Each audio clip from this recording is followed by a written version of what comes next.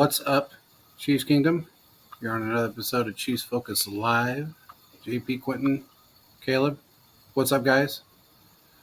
Doing pretty good. You guys look a little tired. You guys doing okay? It's just dog days of summer Well- waiting for football to start, dude. It's driving me crazy. It looks like the work week's starting to catch up with you guys a little bit. Don't worry, you're almost there. Thursday's almost here. It says on Tuesday. Yeah, sadly, it's Tuesday. What's up, Chiefs Live? Yeah, man, this is just this is that transition time where everything just blows. I mean, yeah, there's a little bit of, post June 1st stuff, which really hasn't happened. And then you get into July and it's like, blah. And then training camp. We're 26 days away from training camp, so that's not a bad thing. What's going on, Scott? Once that starts up, it'll be a little bit more entertaining. But we do have a few things to talk about really quick. Quentin had brought up the fact that there's 4 players that have not signed their tenders yet. One of them being Josh Jacobs. We could talk about that on another show, but that might take a little bit to get him to sign, from what I'm understanding. So that team is an absolute dumpster fire, and it's just becoming an inferno. He's good. He just needs a good system in place. Yeah, he needs a different team. Yeah. He's not going to get a good system there. He needs to go to a different team. So, but who else is it, Quentin, that hasn't signed yet? Saquon hasn't signed yet, and then Evan Ingram, the tight end for the Jaguars. Interesting. So Saquon, that might be. I don't know. I don't know why he hasn't signed yet. I think it's just out of protest. It might be. Now, here's the thing, though. The team can pull away that franchise tag at any point. They have the right to pull that away. If he hasn't signed it yet, they can pull that contract away like any other sort of free agency contract. So by not signing it and waiting this out, you're pulling that risk of the team that's just like, I'm not gonna deal with this. So I mean, I understand why he's doing it. We've talked about this before, that just running backs are just screwed. They just keep getting screwed by the systems that they're in, by the fact that every Power 5 college football program is putting out an NFL caliber quarterback every year. And you can find quality guys late in the round or undrafted. And, these guys that come up and grind out 2,000 yards, from scrimmage seasons, you break them down, and when they should get paid to be a productive part of your team for the foreseeable future, they break down. And so it's just, rinse and repeat. Yep. So, when you have guys like Saquon who deserve to be paid, and Josh Jacobs who deserve to be paid because of what they've done, it just turns out that it is not in the team's interest to give them a long-term deal, and it sucks. So Josh Jacobs and Saquon Barkley are sort of in protest of that system by not signing their tenure right now. Yeah, and the one thing I've noticed too, and Quentin, you bring a very good point with those two guys, and what I believe and what I've seen, it's going to take something massive for that whole ideology and belief to discontinue. But what we see is you can find guys in 6th round, 7th round, undrafted. And the Chiefs have done, they, for the most part, since Jamal Charles have done a pretty much a one running back by committee. Yeah, we see Pacheco is pretty much taking over, but McKinnon can come in and take some of the slack. And that's kind of helped the quote-unquote running back life in our room span and last a little longer than most. But I still, even in that type of process, I don't see the rest of the NFL adapting to that. And even if they did, you're still going to find someone else. So as soon as you have someone, let's say, whatever, Todd Gurley, who was just dropping off in production, just doesn't do well, they kicked him to the curb and got someone else in out of another school. So, I mean, there's a quality talent there. I mean, Derek Gore, he was in the NFL for a couple of years on different things, practice squads and things like that. And eventually what we see is that he did well at the Chiefs, and now he's out of the league because they were able to bring in someone else in. So, unfortunately, as much as I do not like it, and kind of hearing the quotes from different running backs, more specifically Melvin Gordon, what he just said, they're just not in a great position. And I don't really know what can be done to fix it. I just really don't think there's an answer at this point.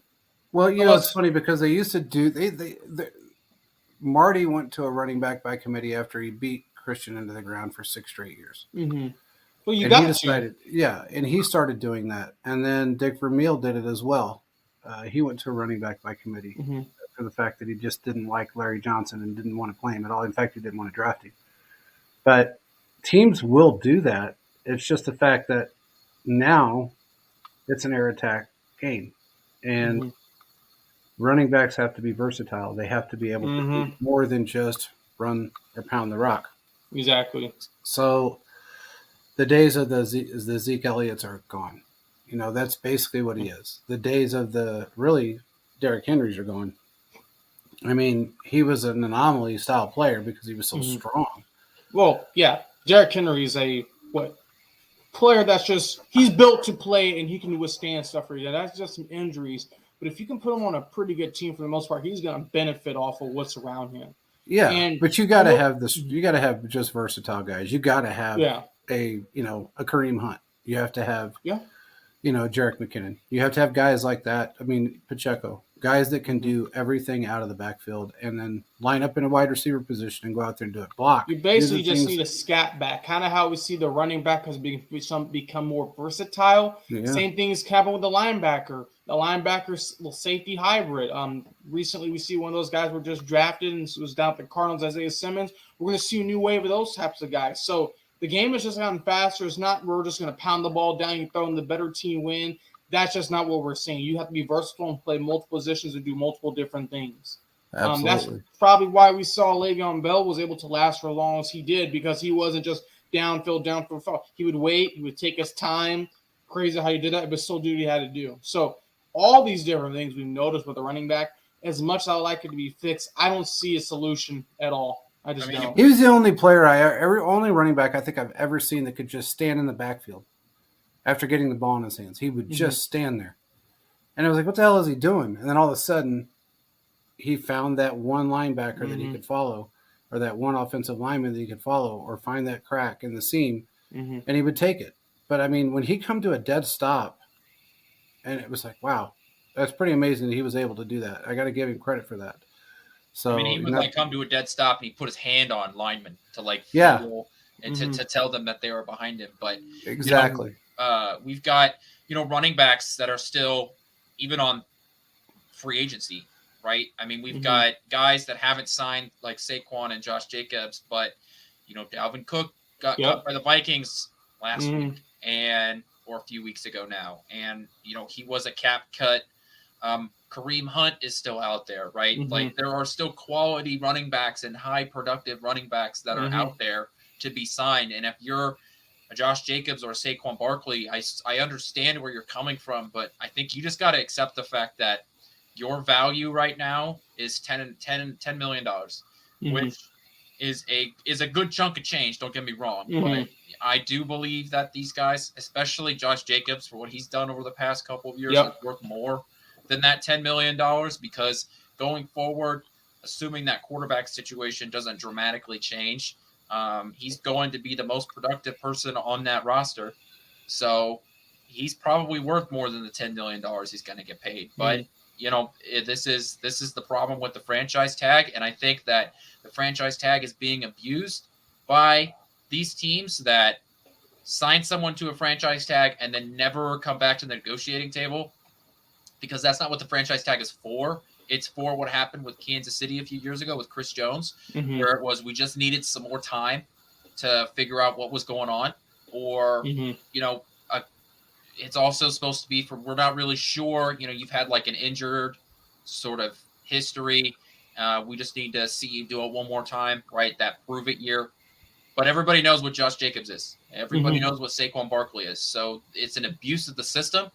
And I think that, it really is going to hurt running backs. But like I said, like the teams aren't objectively doing anything wrong. Like this is the correct way to build a team. And exactly. I'm not going to put $100 million into Ezekiel Elliott and watch him break down in 3 years. It's just that kind of productive. I can put that money in other places.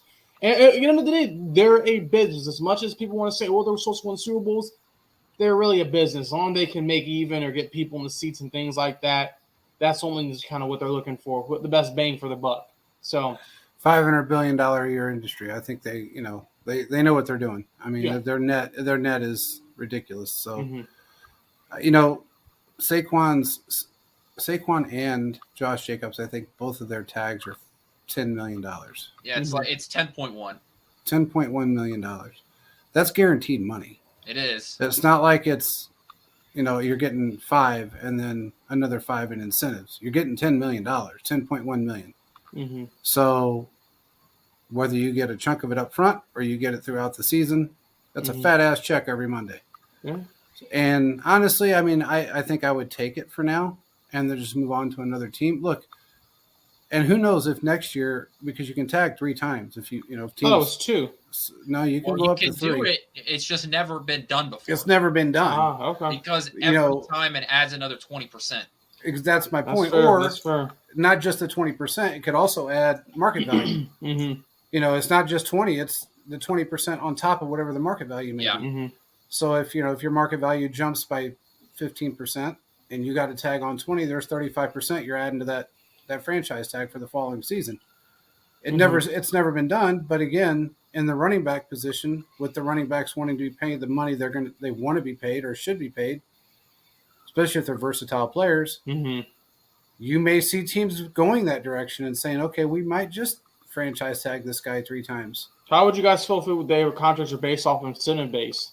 Do you think that would make things better? No, it would make it worse because the teams, it's too much of an air attack era. I mean, it'd be different if you have a scat back like a McKinnon, incentive base. I mean, it's pretty good. Yeah, I mean that'd be a little bit different, but I mean, not everybody's McKinnon. But that's where pushing towards more of those scat backs, like running backs, can do multiple different things.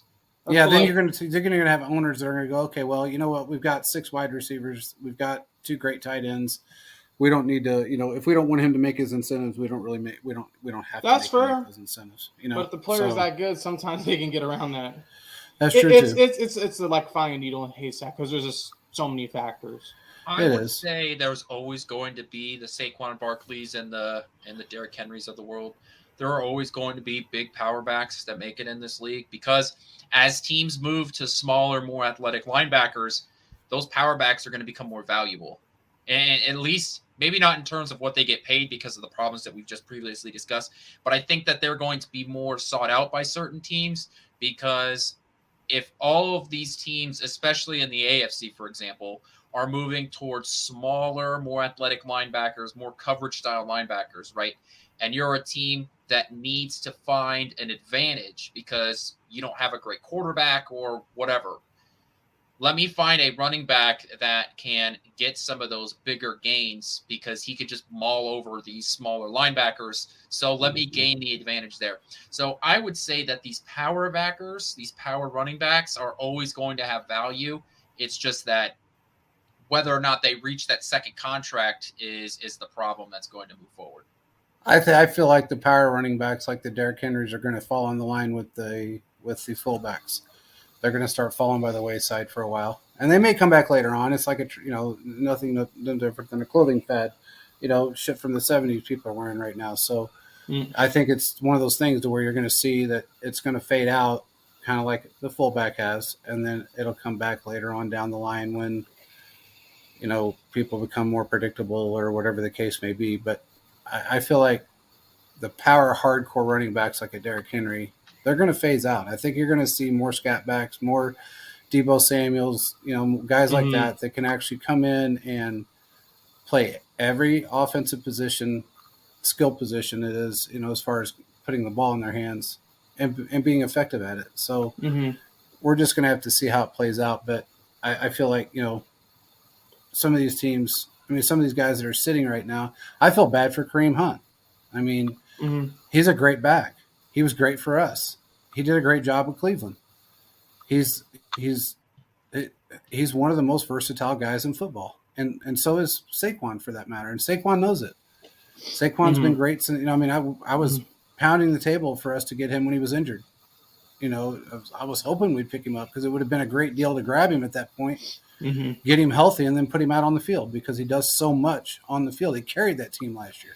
He carried the Giants last year. It's that simple. He did. So, and that's his first year back, and he carried him. So, there are a ton of quality running backs left on the market. Ezekiel Elliott, I know that he's been beaten down, but you're telling me that there aren't teams out there that should consider signing him at least for a a backup role. You know, he's he'd no be a longer a backup head backup. back, but he still has value, especially if you do put him in that, you know, role as a third down back type back, right? We know he can pass block, right? Like Ezekiel Elliott has value. Dalvin Cook, like we talked about, he's coming off of multiple 1,000-year seasons. You know where he's going to end up? Who? Dalvin Cook? Yep. Miami. Goes to Chicago. Hmm? I got a weird feeling he's going to go to Chicago. I'm taking my fantasy. Him and Justin Fields. I'll make some money. Just throwing it out there. I think he's going to end up in Chicago. I think he's going to go there because of money. They're going to throw the bag. I think it's a combination of money and the fact that they need him, and he sees the potential that team has, and they will use him. So I have a feeling he's going to end up there. Okay. But then you've even got, I mean, you look further down this list, Darrell the Barrel Williams, right? He's still available. He signed that 1-year deal with Arizona last year. There's guys, it's like names that you recognize, and it's like, I'm surprised that you haven't gotten a call to be on a roster yet, just because, I mean, these are guys with NFL experience that can have value. Maybe they're not going to be, you know, the peaks of what they were, whatever their career was early, you know, maybe a year or so ago, but these are guys that provide value. And the fact that these guys are still available really shows sort of the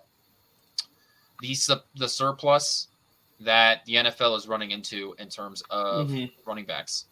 Well, also, you got to think, a lot of these guys are going to be off the street during training camp. Give it 3 or 4 days a week into training camp, and you're going to see guys getting signed. So most of these guys, when we see this twice a year, it's usually right before training camp, and then you'll see an influx on that third phase where a bunch of guys are on the street, and then they're picked up mid-September, you know, the end of September, and then the good guys will be picked up, and the rest of them will be trying to figure out what they're going to do or on a practice squad somewhere. So, yeah, the injuries will happen, and these guys will get signed simply because of the need, right? Like Kareem either Hunt injury or people aren't going to be able to make it. So yeah, Kareem Hunt is not sitting on his couch the entire NFL season. No, he's going to get signed somewhere. Someone will get hurt, and he'll sign a very incentive-laden deal. But my point is that like that sort of talent shouldn't be offered that. Take Kareem Hunt and put him at a wide receiver position, and think he would have been signed as soon as free agency opened. Because, you know, Kareem Hunt is that, you know, maybe third tier of running back, right? So a third tier wide receiver would have been signed within the first week of the NFL offseason. Yeah, I agree. And honestly, I don't know why teams haven't taken the flyer on trying to put him in a wide receiver role. He was damn good at it. I was just, you know, as like trying to compare the fact that wide receivers are, you know, so valued, but running backs just seem to lose their value, which is crazy because running backs consistently are putting up more yards and just production, even in a passing league. Yep. But I'm, you know, beating a dead horse here. I mean, the two positions that are always going to be there in free agency is going to be defensive end and running backs. That's what it looks like for the next few years. I feel like. Yeah, I agree. I agree with Philip. I think we're personally done with it. I mean, there's a lot of teams out there that aren't, but I think we're done with it unless an injury happens. But we'll sign a defensive. We're going to get a defensive edge. But other than that, yeah, we're going to sign an edge rusher, and I've kind of heard some more rumblings about Carlos Dunlap again. So hopefully that I really hope he does come back. I mean, I like the guy. I think he did a great job for us. So, and he's a good mentor for these young guys. And we don't have one other than Chris Jones. We have absolutely nobody on that team that's a veteran. Yeah, but no a real veteran edge rusher. No edge rusher veterans at all. So we need to bring somebody in, which would be like a Dunlap or isn't Melvin Ingram back on the market again? I think so. Yeah, I think so. Yannick Ngakoue. I knew he still was. Trey Flowers still is. So it's another solid list. It's running backs and defensive edges. Yeah, and don't forget about the deal with Washington. So we can only hope. Yeah, that's still a very viable situation right now. So, and I think given the fact that there's camaraderie there, it's going to be It could be done. I'll just put that. It's a $4 million deal, is what it basically breaks down to be. And if you work the numbers right, it could be a break-even deal because we owe Clyde too. Mm. So we could really almost break even on that deal if we do it possible. the right way. Yeah. I agree with Philip there. I'm not sleeping on anybody on this team. I'm not going to sleep on one person. And yeah, I figured Melvin was still available. He's 33 years old now. He did an okay job last year with the Dolphins last couple of years. Dolphins, yeah, he did okay with them. So he might be 34 now, 31, 32. He might be 33, going to be 34. You got Justin Houston that's still out there that wants to play. There's a lot of guys out there that still want to play in their older years. They still want to get out there and put the pads on. So, and I don't know if that's out of need of money or out of need of wanting to stay the hell away from their wife, or if it's just they can't give up the game, man. They put so much into it. They don't want to go. Yep. They've done it for so long. They don't know anything else besides being good at coaching. And some do, but from what I've seen is a lot of them, they just love the game so much they don't want to go nowhere else. They played since they were 6. Yeah. You look at Derek Blaylock. He's out there coaching football, soccer, baseball. Dude's coaching everything. You just find a way to stay with the game and help the next group. That's why I see a lot of guys going to coaching, or they go like Dion would go talk football and the talk networks and things like that. There's a skill set. If you want to do that, great. If you find another passion, do it. It's only the first phase of their life, really. So yeah. You got to think about it. Your retirement age in the NFL, on average, is around 30 to 33 years old. I thought it was That's younger. Really young to retire a multimillionaire. Is that average? Because that doesn't seem like average. The average NFL player like lasts 3 years in the NFL. Well, I understand. Like guys that retire. They retire by choice, not retired by force. Yeah, that's what I'm talking about. Makes sense. Yeah, most of them it's about 30 to 32 years old that just retire because they want to retire, or forced to retire because of injury. Yeah, the 2.5 year in and out of the league, that really doesn't apply to every aspect of the NFL. Some of that has to do with just not being picked back up again, not because of injury, not because of anything else. Maybe they're just not picked back up again. It used to be because of injury that your lifespan was 3.5 years in the league. It's really not that anymore. Now it's if you don't make the cut or you've got a bad rep or you've been labeled, whatever the case may be, that's usually the reason why you don't come back, why you're not asked back to any other team. It's not because you're injury prone, because if that was the case, John Ross wouldn't be on our team, Justin Ross wouldn't be on our team, Tony wouldn't be on our team. There's a million players out there right now that, you could take the 1,625 players right now and probably 1,000 of them have had injuries that could have ended their career and they're still playing.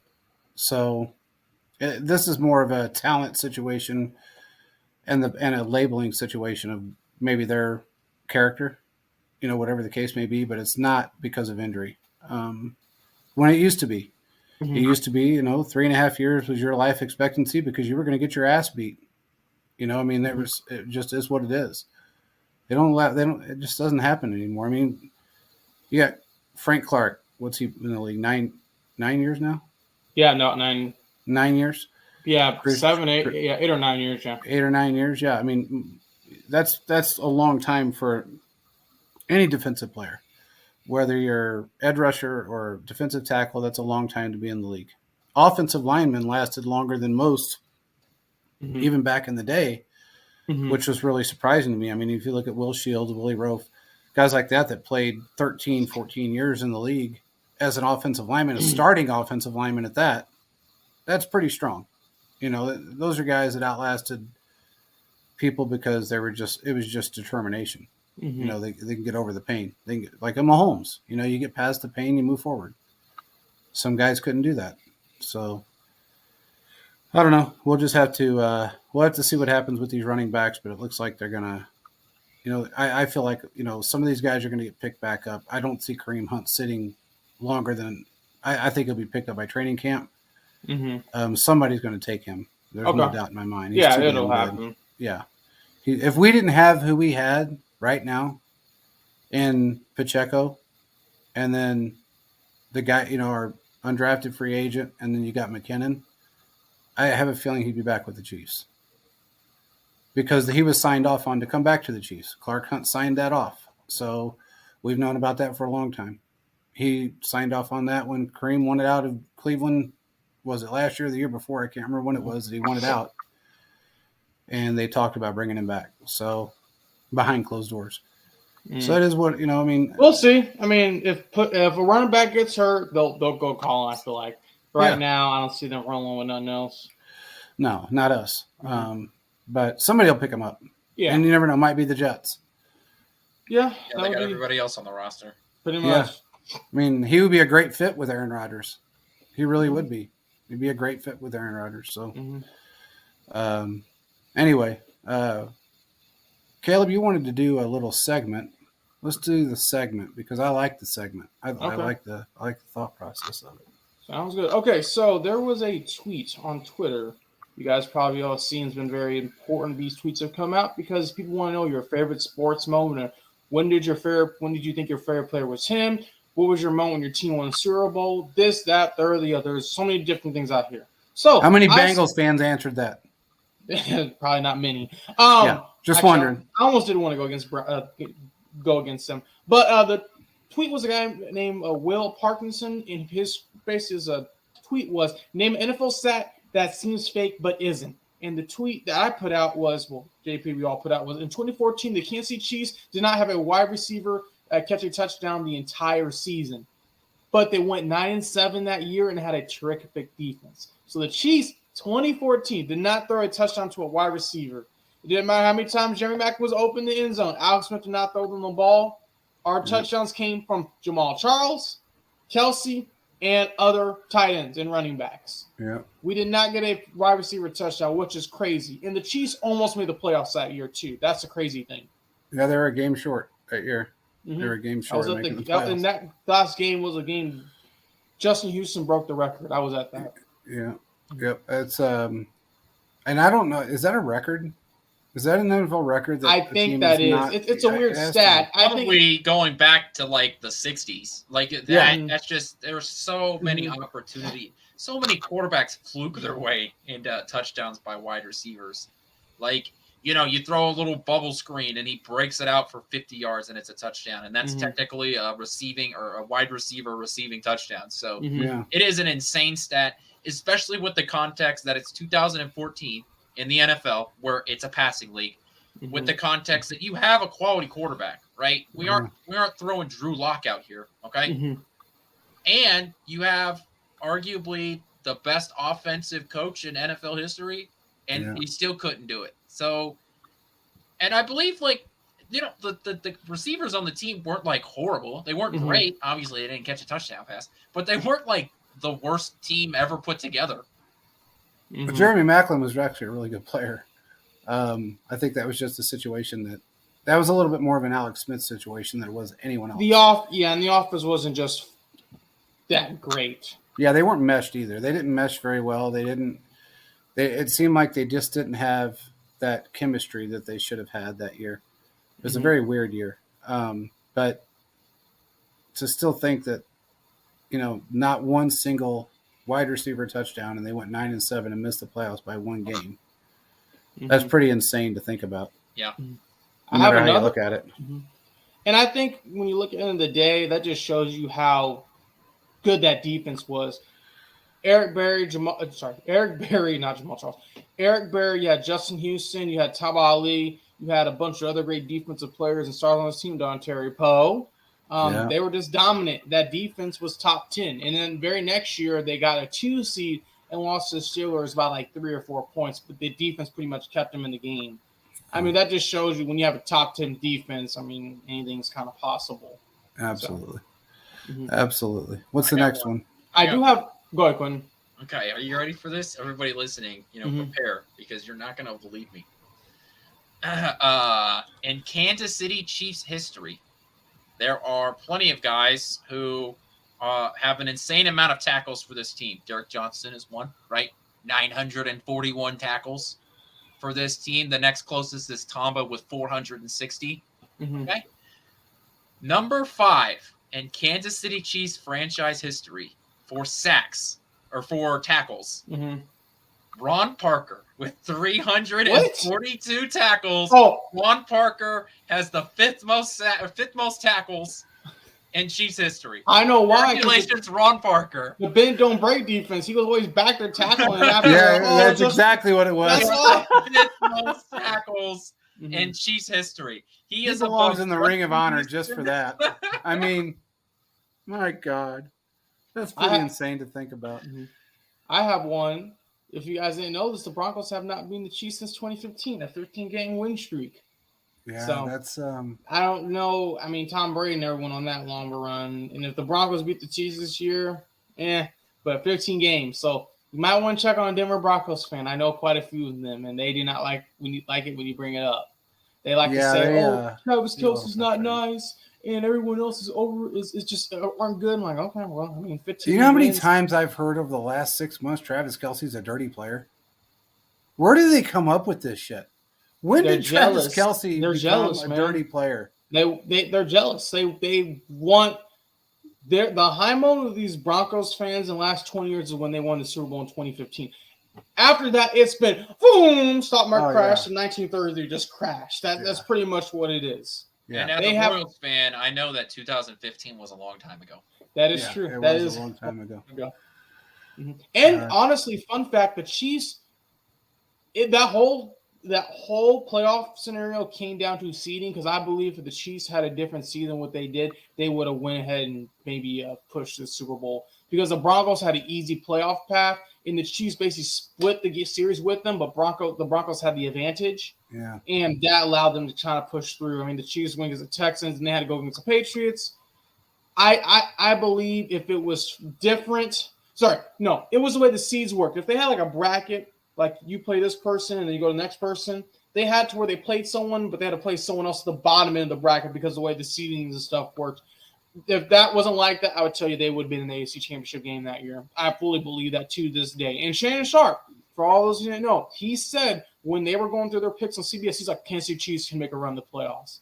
Yeah. So, Alex Smith, he was a little bit of a fan. You know what's crazy to think about? Now you bring up Shannon Sharp.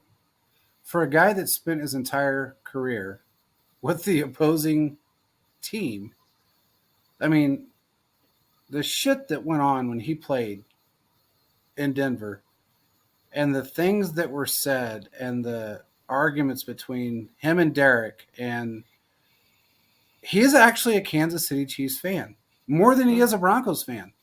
Yeah, at this point, I think he's denounced his Broncos allegiance. I think he might just take his retirement back and say, hey, did I play for anybody else? Anybody at all? They just haven't done anything to it. It's just been it's been the same cycle. Okay, we're going to get the same quarterback who's not good. They're going to get the same head coach who's playing game musical chairs. We're going to sign these big name guys, and they're going to do something great. And nope. And when we get close to being the Chiefs, we just lose just by that much. I want to hear from the guys in the chat, too. How many of you guys think Denver's going to end up second in the division this year?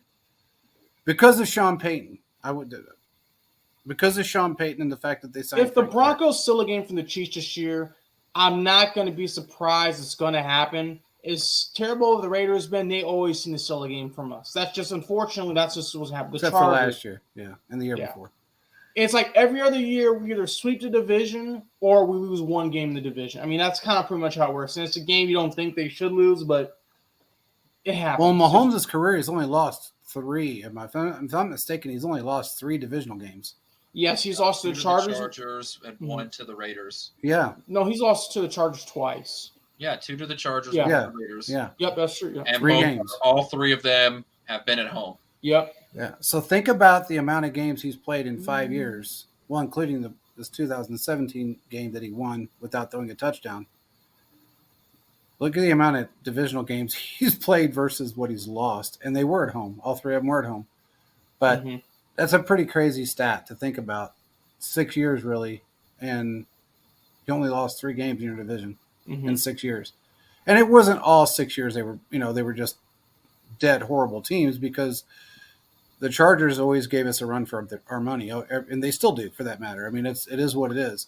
But I want to know who thinks the Broncos will come in second in this division this year because of Sean Payton and Frank Clark. I agree with Scott. I think they're going to be third. They might push second. That's pushing it. I think it's very possible with the way I believe and everything's kind of looked like. I can see them getting third. Raiders will be last. Chargers, I think, could take that step up. Okay. What do you think, Quentin? Raiders fourth, Broncos third, Chargers second. I think that Justin Herbert is just what you need in today's NFL. You need to be able to go down. You need to be able to score points, and he's the only other quarterback in this division that I trust at all.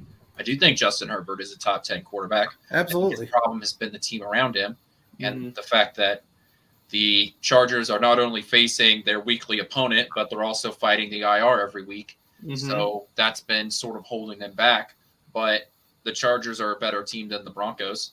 I can say that. I know what I'm getting out of my quarterback. I can say that. That's right. Yeah, nobody knows what they're going to get out of Russell Wilson this year. Yeah, so he seems. I mean, I don't know that 1987 Jane Fonda workout he's doing right now. I don't know if that's helping him or not helping him. But slide. But I don't even know I can't even put into context what that does for him. I mean, to me, it looks like it's just probably agility, moving back and forth. It's agility, probably just. He does. I will give him this. He looks like he lost weight. He looked pretty heavy last year, and he looks like he lost a little bit of weight. I will give him that. Now, I don't know if that's going to help him at all, but he needs to be more mobile like he used to, and you try to be a pocket passer. I don't think he's got that in him anymore. I really don't. I don't think he has it in him. I think their defense is going to be better than it was last year, even though it was technically a top 5 defense. But I think they'll be a little bit better. I don't know if their offense is going to be any better. I still kind of give them the benefit of the doubt because I do not like the front office with the Chargers, and I don't like their coach at all. So I feel like the Broncos have that over them because they do have a better head coach, and they have a better front office, especially now. They got rid of Elway. The old regime is gone. It's all new. Well, Elway got promoted, basically. He got promoted out of the spot. Yeah, he got promoted out of the position. He got his 3% and he moved on. So horrible. Yeah, terrible. Glad he's gone. I'm not. Yeah, we need him back there, JP. Yeah, bring him back. Bring back the old horse face. He was doing such a bad job. You know what? Honestly, I've never liked the man. I used to love it when greatest GM in Broncos history. Let's go. Bring him back. Let's bring back Elway. Come on. Let's get it started. Blake Bortles. God. I don't even know who else he signed. Brock Osweiler twice. He brought a lot of great quarterbacks. He drafted Paxton Lynch before the Chiefs could F that up. Let's go, John Elway. Come on. He brought in Joe Flacco. Hey, bro, look, he signed what's his face twice? Osweiler? Brock Osweiler. Osweiler got a bag from the Texans, and after like a season, this ain't it. Yeah, and then he went back to Denver. No, he got traded to the Browns. Then the Browns cut him. Yeah, and then he's out. And then he went to the Broncos. And then he retired. Yeah. No, he went to one more team after that and then retired. Was it the Dolphins? Texans? I think it was the Dolphins. No. Maybe it was the Dolphins. I think it was the Dolphins. Might have been. Then he retired. He was 7 years in the league, out. He was done. He got paid, so. He got paid. He's a millionaire, I hope still. Some of them aren't, but I hope he still is. But he was not good. Elway was not a good GM. There's no doubt. I just don't like the man. There was nothing better, and we talked about this. I was talking about this with another guy here, actually, that he knew a bunch about what went on back. He's from Kansas City, an older guy that was around in that era. And he said, I used to love watching Derek give John Elway fits. And I said, there was nothing it made my day. It made my day to watch Elway run for his life from Derek Thomas. And then when he would run from his life for Derek Thomas, he had Neil Smith running up his ass. So it was a great time to be a Chiefs fan, to watch Elway get crumbled. And we also talked about the time that Elway got the team flagged and a 5-yard penalty for crowd noise. We were sitting behind Quentin. We were behind the bench, the actual Gatorade table, laughing, crying tears because he wanted the refs to fine us. Yeah, I've seen And the I mean, the video on YouTube. I was crying. Him I was standing actually there, bawling, his arms on crying. his hips, like It was the funniest thing I'd ever seen. Like a Karen. pouting like a toddler. Oh like, my I god! can't hear. Oh god, it was great. And then the best part was when he walked up to when the ref walked up to Marty, he goes, "Look, you're gonna have to calm down your fans." He said, "So you want me to calm down 70,000 people? They're gonna be That's louder. what you want me to do? Give me a mic and let me tell everybody, hey, can you please keep it down for John Elway?" What is this? No, I would say, can you keep it down for the baby over? I would have said something. Oh my god, it was great. And the ref just laughed. He went like this, and he was kind of giggling because he didn't know what else to say. Yeah, that's what you can do in that situation. And we're in the back laughing, and you can hear coaches saying, "Shut up, shut up." And it was just so funny because he was so mad. And then it got louder. Yeah. After that penalty came out, oh my God. It got so loud that everybody left there with a headache. I know I did. Because when you're on the field, it magnifies by about 500 it's basically, times. like you said, it's designed to be a dome, technically, Yeah. and all the noise goes down. Oh God, it was The funny. Arrowhead Bolt, Mystique. which is why the wind is always stronger on the field. Yeah, That yeah. everything it whips around. It does. And it actually kept you cooler. I mean, it was weird, but it was such a people loved playing opposing teams, especially from West Coast teams. They loved to play in Arrowhead simply because even though it was hot outside, you stayed cooler on the field. When you heard other teams that said, "Oh, well, it feels like it's 120 on the field," it felt like 105, 100 degrees at Arrowhead because of the breeze, the way it was designed. Lamar knew what he was doing. But that was honestly, that was the greatest thing ever, is to watch Elway throw baby fits, and he still does it. I mean, the guy probably still throws fits at home. There's no doubt about it. I don't have any doubts. What else we got? We got pull up. So we have that tweet that just came out. Another one I was very interested in, kind of your take on it, is it looks like the NFL officials are not happy with the situation that's going on with these replacement refs. And there's some tension between the groups. There have been some sources, I believe, saying that they're not worried if these individuals leave. But do you think if we have too much turnover from the officiating, do you think that's going to affect the league and officiating game as a whole? What are you guys' thoughts on that? Yeah. I mean, we have part-time refs. They get paid very well to be a part-time player, ref, and some of them were 30-year refs that are now gone. They got paid under the table and a bunch of crazy shit. But we know what happened when you brought in, during the COVID years. We know what happened. We watched it physically destroy games, destroy teams' We've playoff seen hopes. replacement refs. Remember that Packers Seahawks game? Yep. With the Hail Mary, right? Yeah. I mean that's one of the. You can't tell the story of the NFL without that moment. Yep. Aaron Rodgers pumps back to throw one of his game-winning Hail Marys like he's done so many times before, and you get the ball gets caught. You've got one ref calling an interception and the other one calling a touchdown, and that's the game. And that ref still to this day has pretty much, I think, stood with what he believed, and like, no, man, that's an interception. So we see what happens when you get true replacement refs in there. It's not great. So yeah, it's a ton of turnover in any whatever job it is. You get a ton of turnover at once, it's not going to be good. But the other part of me is like, man, the NFL reffing is so bad.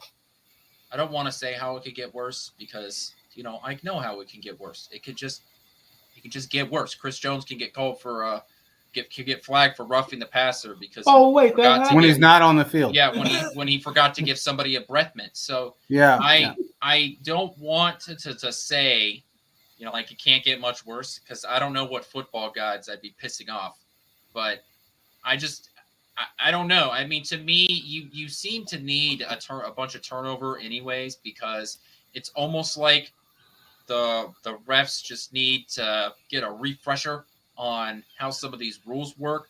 But on the other hand, it's like it's also a rules problem to begin with because some of these rules are very poorly written, like the roughing the passer. It's the only rule in the rule book that when in doubt, throw the flag. So I just think that getting a whole bunch of new refs in is probably going to make me want to pull my hair out more. There's going to be a ton of moments coming onto a show after, on a Tuesday.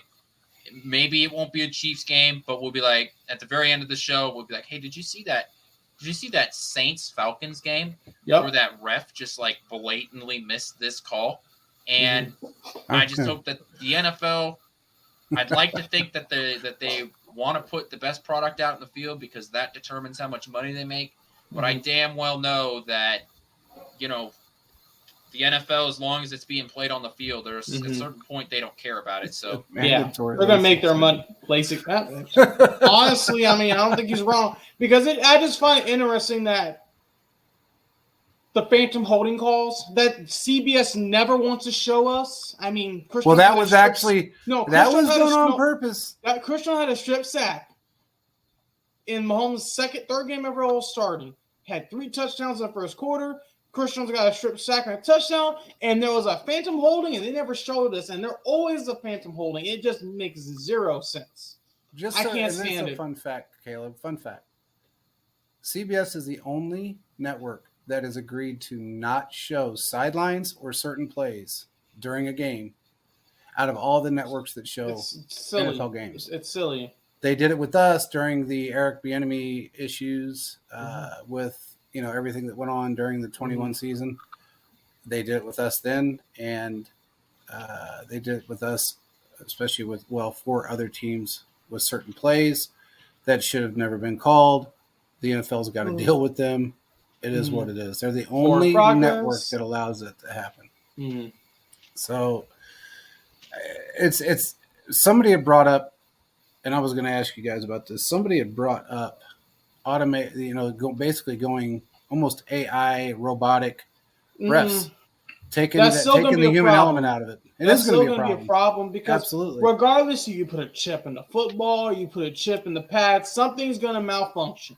Yeah. Something's just not going to work. And unfortunately, the officials, I believe they try to do the right job 95% of the time. And yeah, you have some guys who they may have liked a team or another. People are starting to crack down. They found an NBA ref had a burner that was defending himself, was a huge Celtics fan. So, I hope that stuff can get better over time. But what I ultimately think is going to happen, as technology gets better, it's going to help.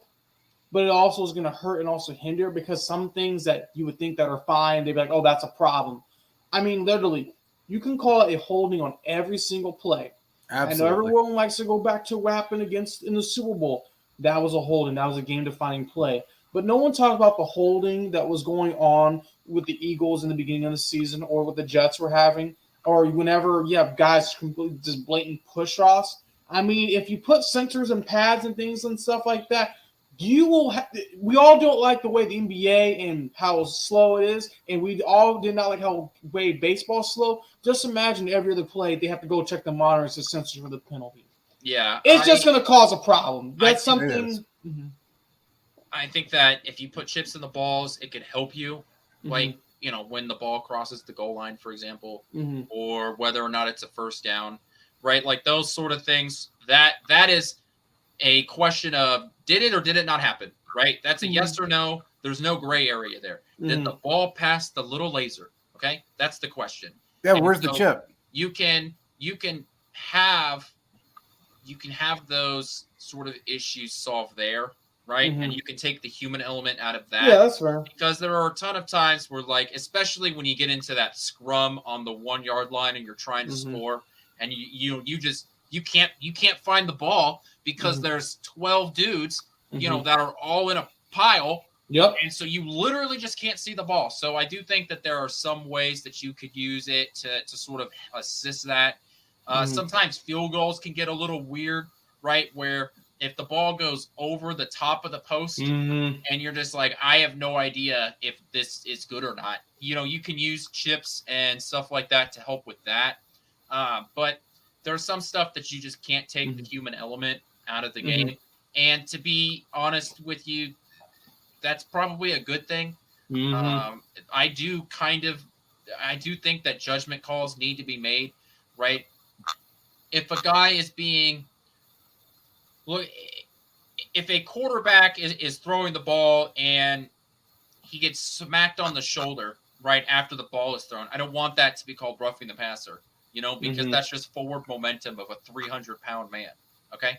So, maybe like would an AI call that a roughing the passer? Maybe, because by the letter of the law, that's roughing the passer. Well, we know this. The the offensive line all year last year was false starting. All the time. Every team, by the end of the year, every left tackle was getting a head start over the defensive ends. They're claiming that they're just timing it just right, which not every time. It's a false start. It's to help these it's to help these tackles with these defensive ends, because these defensive ends are so athletic now that these linemen need extra help. But it's just like, okay, is that if you're going to call that or not call that consistently on for each team, I don't have a huge problem with it. Maybe some people do, but it's like a strike zone in baseball, right? If it's a strike for one team, it's a strike for the other team. So just call it consistent across the board. Exactly. I don't think people are going to have too many issues about it. I would prefer it if refs stayed out of the game, generally speaking. I don't mind a little hand fighting between corners and wide receivers. I really don't mind that. I have a problem when you get like huge push-offs, or I'm happy when they took out the rule where corners had to turn around and look for the ball, right? Because a few years ago, if you didn't turn your head around to look for the ball while you put your hands up, it's an automatic. Yeah, that was a pass interference. So those sort of things. I'm happy that the NFL has fixed these problems, but I just can't imagine that if you were to switch to some sort of computer, like those sort of things would get so annoying. And I just think that the NFL needs to just keep working on and fixing their playbook. Well, the whole thing too is that even if you did put a chip in the ball, you'd have to have one in both ends of the ball, first of all. And regardless if it says yes, it crossed that line or not, you still can't see in the pile of, basically 14 300-pound men plus a quarterback and a running back and whoever else that may be involved, where their knee went down, what elbow touched the ground before the ball passed the line. So if that laser goes off, but yet their knee hit the ground, it's an automatic touchdown. Well, at least you have an answer to one of your questions, right? Because you're like, okay, did the ball cross the plane, and where was the person when it did? Well, you can at least answer 100% with one of them. I can at least fully tell you whether or not that ball crossed the plane. Yeah. So I do think that implementing that sort. Plus, there are already chips in these footballs. How do you think they get all these crazy stats with air yards and all of that stuff? The balls are already chipped. NFL players wear chips in their pads. They do that for the concussion stuff. And this the NFL will publish this how hard the hits are on the offensive defensive line. That's where they get that. They're chips in the pads. Yeah, they started in boxing, by the way. If anybody wanted to know, that actually started in boxing. Yeah, the how fast players are running, right? All this Amazon workshop stuff that they show on commercials, and there's that Twitter account that posts stuff about some of the crazy stats that comes out each week during the football season. Players and balls are already chipped up. So it's just a matter of implementing it to use it in the 21st century. The fact that we have 86-year-old men and a chain to figure out whether a ball goes 10 yards or not, it is insane. They're not moving too fast for you, Quinn, aren't they? The chain getting singled up. We call two dudes holding a 10-foot or 10-yard chain the Chang Gang, okay? And then we send them out there to tell me whether or not someone got a first down. Are you shitting me right now? They're getting paid. They're in the game for free. I mean, if they're paying me, I'm gonna be the best job I can do. First of all, respect the hustle, okay? You want me to stand on the sideline for 2.5 hours and hold the chain up and walk every once in a while? Cold. Fuck yeah, dude. I'll do it. Think about it, Quentin. They actually took out the, what was it that they had, Caleb? The one with the wide receiver to see if it was a catch or not, and the challenge. The actual catch challenge, they took that out because the pass interference challenge because of time restraints. But yet you got two 90-year-olds. They have to walk 10 yards. They're not that bad. Oh, come on, man! It takes them just as long to I don't walk that even 90 notice yards them. as it does for somebody I to don't. look The at only a thing time I and say, "Oh, notice no, them maybe it's is not a pass the only time I've interference." noticed them is this: two different scenarios. Number one, they're not fast enough. Or number two, the chain got tangled up. Oh no, I'm like, as long as I got the two lines, the white line, the yellow line, that's all. You know works they have for to me. bring. You know they have an extra chain because sometimes the chain breaks. Yeah. You know that, right? They have an extra chain because the chain breaking is such a problem that they were like, man, we got to have a second one of these bad boys. That's because they use that cheap ass junk. They use that cheap shit from Home Depot that you use, that plastic shit that costs 42 cents a foot that you use to block off a garage door to shop. That stuff can break. I mean, a 12-year-old can run right through that. Why are you going to use that instead of using something that actually? Why? Oh yeah, I forgot. It doesn't kink up as badly. Well, you know what? They got metal chain that doesn't kink up either. So. Or I don't know. Get rid of the chain gang. All right. Yeah. When I've learned what that about their jobs though? Where are they going to work? What? Home Depot. Do something they else. need greeters. Find a job for them. They're not going to be working. This is an anti-chain gang podcast. That's fine. Me now. What about their jobs? Yeah. What if that was your job and they said you're not doing no more? You know what? They'll make just as much money as a greeter at Walmart. Hell of a run, boys. Hell of a run. I would want all the free games I could get. Shit. Give them their free games afterwards. That's a free ticket. All I do is show up. I get paid and I get to watch the Super Bowl. Grandfather them into the free tickets, and whatever Walmart or Home Depot that they're the greeters at after they leave, they just get that day off. This needs to be clipped. That needs to be clipped. I'm just saying you can't just do that to someone. That's not right. You just can't. But unfortunately, I wouldn't surprise me if we did that. Hey, we didn't refuse to make automobiles because we were worried the horse breeders were going to lose their jobs. That's called advancement. All right, we're moving forward. I don't need your blind uncle who can see only out of one eye looking at the chain to tell me whether or not it's a first down. Then we pull out a note card. All right, and we, try and figure out whether or not. No. That was the most insane now let me shit tell I've you. ever seen. Wait, Hold on, let me go down that road of advancement. I'm gonna pull you some. Have you guys seen the TV show The Jetsons before? Oh yeah. Okay, I'm just making sure some people haven't. We knew JP was around during Quentin. We weren't there. The Jetsons had literally showed a football game, and it's by two people, and they were the coaches, and they made the plays, and the robots did their thing. That's the way we're running into if you want to get rid of the chain game, Quentin. Where we're going towards that. And everyone will have a team. Everyone has a team. Slippery slope argument I've heard in my life. And I did high school debate for 4 years. No. I'm just telling you, the more you keep advancing technology, we're going to run to that where everyone can have a team. So JP can have a team. I can have a team. All I have to do is press some buttons on a computer and watch them play. Hey, Tecmo Bowl's great. So if you want to go ahead and do that, have fun. Hey, man, Tecmo Bowl, if anybody ever played it, was great. Yeah, I mean, you were going up against like Christian Okoye or you had Christian Okoye. That was real life right there. I mean, I'm telling you. Well, anyway, this has been entertaining to say the least. Well, I think. Oh, there was another rule about sports betting. Did you guys see the rule that they came out about sports betting? Don't bet. They were going to implement it as far as the penalties were concerned, how they were going to make sure that people weren't betting against their own team. Apparently they're not supposed to bet on any sports. Now I don't know why they're not supposed to bet on anything while on the team facility. Yes, that's the rule. So if you're Joe Schmo, wide receiver for the Colts, I cannot bet on the NFL anywhere, and I can't bet on anything while I'm in the team facility, but I can go back to my house and I can bet on the NBA playoffs. What if I change my VPN?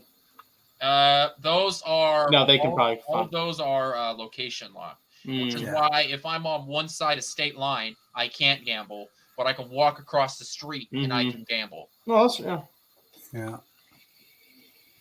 Nothing surprises me. I don't know. They keep putting all these rules in, and they keep trying to make things change the narrative. But honestly, man, you can get your mom to make the bet for you. You can get your uncle Bob. Anybody can make the bet. So, it is what it is. These guys, they just need to be a little bit more smart about if they're going to make a bet.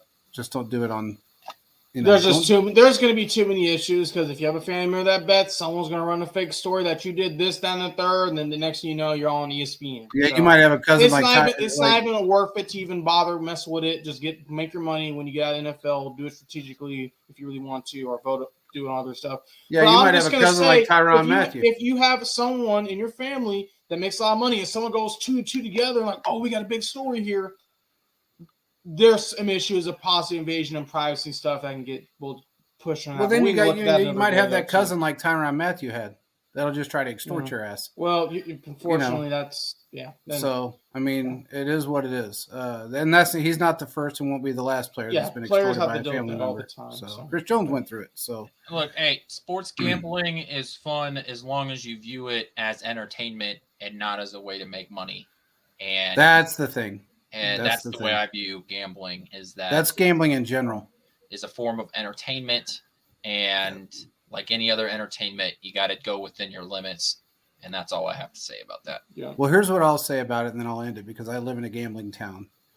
And what I tell people all the time is that if you gamble because you need the money, if you're broke and you go out and gamble, you're going to lose.